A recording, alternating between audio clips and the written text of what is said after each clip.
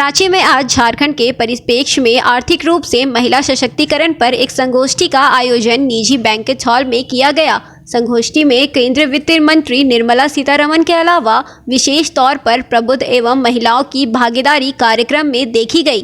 कार्यक्रम की शुरुआत में महिला समूह से जुड़ी दीदियों ने केंद्र मंत्री का पारंपरिक तरीके से स्वागत किया। केंद्र मंत्री ने महिलाओं के अर्थ जगत और क्षेत्र के विकास से जुड़े कई सवालों का जवाब भी दिया। अंत में निर्मला सीतारमण ने कार्यक्रम को संबोधित भी किया। साथ ही कार्यक्रम को संबोधित करते हुए रांची लोकसभा एनडीए प्रत्याशी संजय सेठ ने कहा कि भाजपा के केंद्र में तीसरा कार्यकाल में भारत की अर्थव्यवस्था दुनिया को अचंभित कर देगी। $1 की ओर और निवेश इतनी तेजी से हिंदुस्तान में बढ़ रहा है, जहां हम आर्थिक रूप से मजबूत हो रहे हैं, जहां सैन्य शक्ति के रूप में मजबूत हो रहे हैं, हम हर क्षेत्र में आगे बढ़ रहे हैं। और अब जब तीसरी बार प्रधानमंत्री नरेंद्र मोदी के नेतृत्व में अब की बार 400 के पार जब तीसरी बार प्रधानमंत्री आएंगे तो हमारे देश की इकोनॉमी दुनिया को अचंभित कर देगी।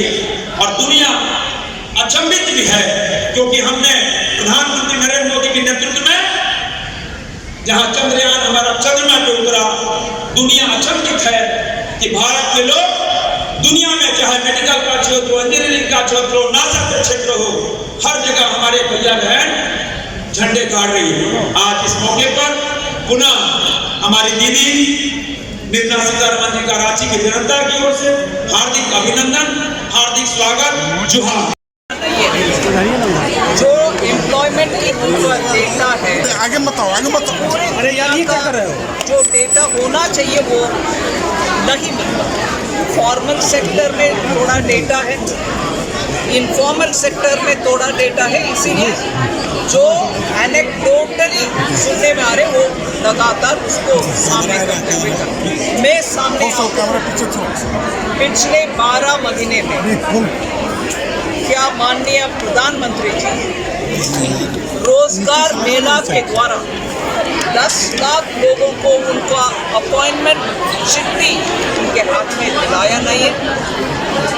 जो पीएम मुद्रा लोन के द्वारा छोटे छोटे उनके अपने जॉब चलाने वाले उनको लोन के द्वारा उनको बिजनेस आगे बढ़ाने के लिए मदद जो मिलता है वो उनके एम्प्लॉयमेंट के लिए नहीं, सेल्फ एम्प्लॉयमेंट क्यों ना हो। ऐसे ही रेडी पटरी वाले में जो गवर्नमेंट गारंटी के साथ लोन मिलता है वो उनका अपना चलाते हैं, उनके साथ कोई और भी एम्प्लॉयमेंट वो एम्प्लॉयमेंट नहीं है।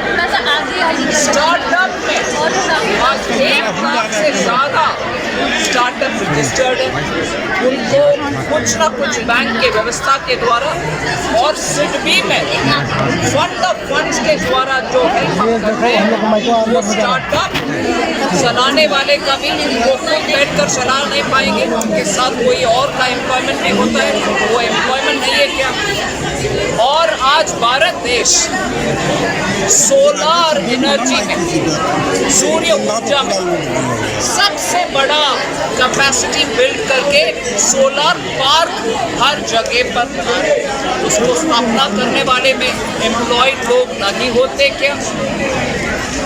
स्टैंड अप के द्वारा गांवों में हर बैंक का हर ब्रांच से शेड्यूल कास्ट लोग को, शेड्यूल ट्राइब लोग को, महिला को उनके अपने कमाई बढ़ाने के लिए उनके लिए लोन जो मिलता है वो उनके एम्प्लॉयमेंट बढ़ते नहीं है क्या। इसीलिए और कंस्ट्रक्शन सेक्टर को देख लीजिए, आज एक भी अपार्टमेंट तुरंत खरीदने के लिए नहीं मिलता है, सभी उनका इन्वेंट्री खत्म हो गया है। नया मकान बना रहे, नया फ्लैट्स बना रहे, टाउन में बना रहे, छोटे छोटे शहर में बना रहे। ये सब मकान बनाने वाले काम में लोग काम नहीं करते क्या।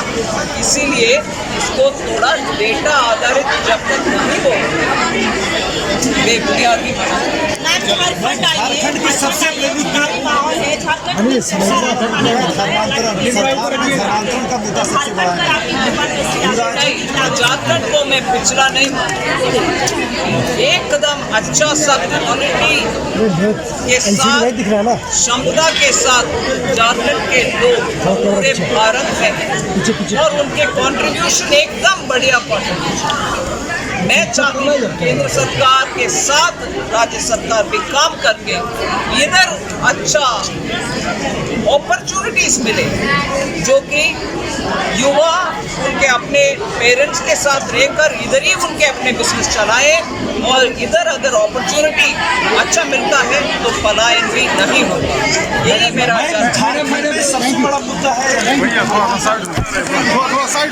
2020 तक विभिन्न IITs से झारखंड के 1786 बच्चे पढ़ के बाहर निकले।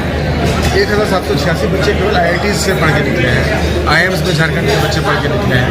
तो झारखंड का डायस्पोरा एक बड़ा ही प्रबुद्ध और समृद्ध डायस्पोरा है। दूसरा, झारखंड के अंदर किसी तरह के टैलेंट और पोटेंशियल की कमी नहीं है। तो एक हमने प्रयास किया कि क्या एक ब्रिज बनाया जा सकता है कि जो झारखंड की एक बहुत ही प्रबुद्ध डायस्पोरा झारखंड के बाहर रह रही है, वो हैंड होल्डिंग कर सके झारखंड के अंदर के टैलेंट को, और साथ मिलकर कुछ बड़ा स्केलेबल इंटरप्राइजेज वगैरह खड़ा किया। तो आज हम क्या सुनते हैं कि यार सबसे ज़्यादा हम सुनते हैं रोजगार की समस्या है। हम ये बात करने की कोशिश कर रहे हैं कि आखिर हम रोजगार को क्यों चेस कर रहे हैं। सरकारी नौकरी के ऊपर एक सिस्टमिक फेलियर है कि इतना ओवर डिपेंडेंस हम लोगों ने कर दिया है कि नौकरी का मतलब सरकारी नौकरी बन के रह गया है। अवसर की बात कोई नहीं कर रहा है। बेहतर झारखंड के माध्यम से हम अवसर की बात करने की कोशिश कर रहे हैं। तो अवसर जब यहाँ पे मुहैया होंगे तो जो हमारे आज जो जॉब सीकर्स हैं वो कल को जॉब क्रिएटर्स बनेंगे।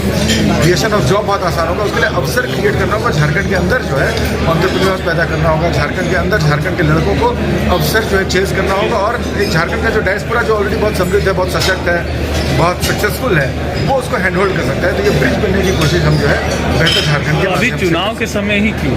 चुनाव के नहीं, हमारे प्रोग्राम रेगुलर चल रहे हैं। ये फरवरी से हमारे प्रोग्राम स्टार्टअप शुरू करने वालों को और सुविधा बढ़ाई जाए, इस पर आप लोगों ने सवाल किया, उनसे क्या जवाब? ये स्टार्टअप्स के बारे में जो हम लोगों की, देखिए हम we are not a political organization, हम प्योरली एक नॉन पॉलिटिकल ऑर्गेनाइजेशन है, और सरकारों के साथ मिलकर भी हम काम करने की कोशिश कर रहे हैं यहाँ पर। जहाँ तक स्टार्टअप्स का सवाल है, स्टार्टअप्स आपको समझिए कि आप ये कर दीजिएगा कि हम स्टार्टअप को जो है थोड़ी सी फंडिंग दे देंगे, आप कह दीजिएगा कि हमने एक स्टार्टअप स्टूडियो झारखंड में बना दिया है। ये सोल्यूशन नहीं है। स्टार्टअप इकोसिस्टम एक पूरा एक 360 डिग्री इकोसिस्टम होता है, और झारखंड में बहुत ज़्यादा पोटेंशियल है इस इकोसिस्टम को लिवरेज करने।